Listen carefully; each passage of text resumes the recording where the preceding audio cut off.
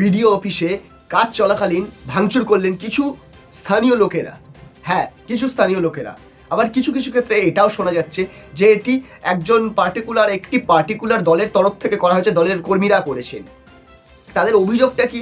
তাদের অভিযোগ একটাই যে যোগ্য ভোটাধিকারদের নাম বাদ দেওয়া হচ্ছে, অযোগ্যদের নাম রেখে দেওয়া হচ্ছে। এবার এইটা সত্যি কথা বলতে গেলে কিছুটা না মেনে নেওয়ার মতন ব্যাপারও না, কারণ আমাদের এই এসআইআর নিয়ে কিন্তু ঘোটালা চলছে, খুবই চলছে কম বেশি। কিছু জায়গায় হচ্ছে না, তাই বলে সব জায়গায় এই জায়গাতে হয়েছে কিন্তু এটা কোনো কথা নয়। আর কোনো হিসাব পাওয়া যায়নি এখনো পর্যন্ত এই জায়গায় সত্যি হয়েছে কিনা।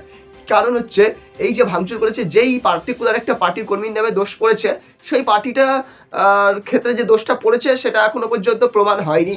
তো ওই জন্যই এটাও এখনো পর্যন্ত প্রমাণ হয়ে ওঠেনি যে কারা করিয়েছে বা কেন করেছে বা আদৌ কি কারণটা সত্যি। সেই কারণে যে ভাঙচুরটা করা হয়েছে, এই ভাঙচুরটা করাটা আমার তো পার্সোনালি মনে হয় খুবই খারাপ, খুবই বাজে ব্যাপার। কেন বলছি? আলটিমেটলি এই বিডিও অফিস এগুলো কাদের? এগুলো সরকারি প্রপার্টি, মানে আমাদেরই প্রপার্টি। কেন ভাঙচুর করা হচ্ছে? যারা ভাঙচুর করছে, কিন্তু এটাও ভেবে দেখতে হবে যে এই যে অযোগ্যদের তালিকাতে নাম রাখা হচ্ছে, যোগ্যদের বাতিল দেওয়া হচ্ছে, এটা কি কারণে? এটা কি ঘুষ নেওয়ার পরিবর্তে যে যত বেশি ঘুষ দিতে পারছে তার নাম তত? আজকের দিনে দাঁড়িয়ে আমি সোশ্যাল মিডিয়ায় এত পরিমাণে ভিডিও দেখছি না, কি বলবো তোমাদেরকে। ভিডিওতে হামেশায় দেখা যাচ্ছে যে বয়স্ক একদম নড়তে পারছে না 80-90 বছরের লোককে হেয়ারিংয়ে যেতে হচ্ছে, অন্তঃসত্ত্বা গর্ভবতী মহিলাকে হেয়ারিংয়ে যেতে হচ্ছে। এইগুলো তো লজিক্যালি কোনো কথা নয় না। কিছু মানুষের জন্য তো কিছু কনসিডার করা যেতে পারে, তাই নয় কি? তারা তো পারছে না, তারা তো শরীরের অক্ষমতাই বলতে পারো যে কোনো প্রবলেমের জন্য পারছে না। তাদের জন্য কি কোনো সুবিধা দেওয়া যেতে পারে না? এই সমস্যাটা কার?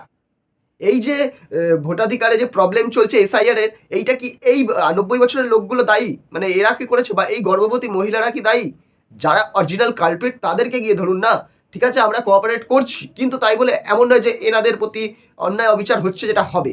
সত্যি কথা বলে যেই ভাঙচুরটা হয়েছে এটা যদি সত্যি হয়ে থাকে, তো আমি তো বলবো যেখানে যদি ভাঙচুরটা ঠিক নয়, কিন্তু প্রোটেস্ট করা অবশ্যই উচিত যদি অযোগ্যদের তালিকায় অন্তর্ভুক্ত করা হয় আর যোগ্যদের বাতিল করা হয়। তোমাদের কি মতামত? যদি সত্যি অযোগ্যদের বাতিল রেখে দিয়ে যোগ্যদের বাতিল করা হয়, সেটা কি ঠিক কাজ করা হচ্ছে? আমি তো সত্যি কথা বলতে নিন্দা জানাই। খুবই নোংরা কাজ করেছে যে অযোগ্যদের রাখছে, যোগ্যদের বার করে দিচ্ছে। এই যে পলিসিটা চলছে, যদি সত্যি এই জায়গা তো সেটা ঘটে থাকে, আবারও বলছি, আমি এখনো যাচাই করিনি ঘটেছে কিনা, কিন্তু সোশ্যাল মিডিয়া ভিডিওটা মধ্যে ভাইরাল। এই ঘটনাটা কালকে ঘটেছে এই ঘটনাটা। তোমরা কি জানো ভিডিওটা সম্পর্কে?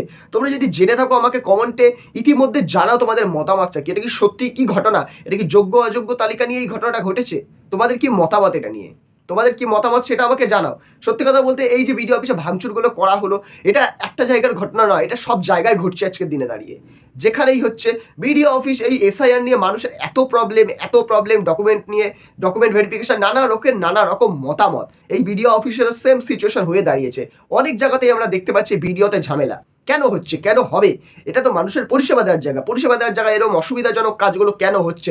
মানুষ এত ক্ষিপ্ত কেন হয়ে উঠছে? নাকি এর পিছনে লুকিয়ে আছে কোনো ষড়যন্ত্র? সেটা তোমরা আমাকে কমেন্টে জানাও। এই ষড়যন্ত্রের পিছনে কে আছে সেটাও বলো।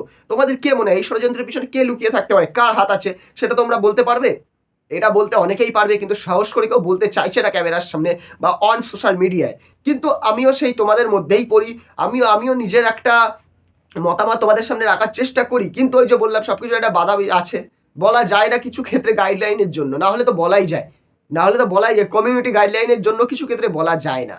তো তোমাদের কি মনে হয় এই ভিডিওটা সম্পর্কে? ভিডিওটা আমি যেটা বললাম, এই ভিডিওর ইনফরমেশনটা কি কোনো গুরুত্বপূর্ণ ছিল? তাহলে তোমরা আমাকে সেটা কমেন্টে জানাও। আর ভিডিওটা ভালো লেগে থাকলে একটা লাইক করো, কমেন্টে তোমাদের মতামত জানাও। আর হ্যাঁ, একটা জিনিস বলে যাচ্ছ, চ্যানেলটাকে সাবস্ক্রাইব করে পাশের নোটিফিকেশন বেলটাকেও বাজিয়ে দাও। দেখা হচ্ছে পরের ভিডিওতে। আজকের মতন টাটা।